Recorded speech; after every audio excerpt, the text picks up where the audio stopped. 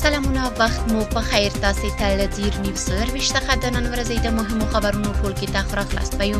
نن یکشن بعد د 1404 هجری مریض کال د زمرینو لسمه چې د 2015 زیږدیز کال د اگست ل لسمه سره برابر ده زه شبنم وزریم او تاسو ته لدیر نیوز سرویس څخه سپورتي خبرونه وړاندې کوم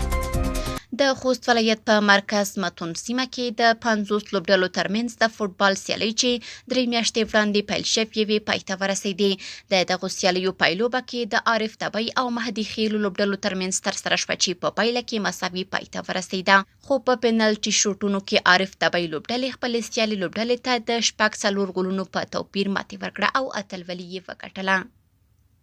د زابل ولایت مرکز قلات ښار کې له 3 کلبونو د 18 ورزشکارانو ترمنځ د سامبو کوروش سیالي ترسره شوې د دغو سیالیو په پایله کې د استاد احمد الله کلب لومړی استاد همراز کلب دویم او استاد رحمت الله کلب دریم مقام ترلاسه کړ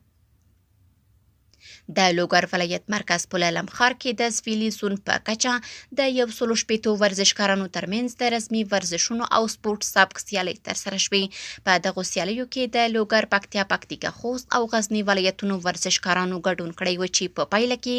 لوګر لومړی پکتیا دویم او غزنی بیا دریم مقام خپل کړ د پکتیکا ولایت په اورګون ولسوالۍ کې د 24 لوبډلو ترمنځ د ټیپ بال کرکټ سیالي د رحمت زاما لوبډلې په اتلولۍ پای ته ورسېدې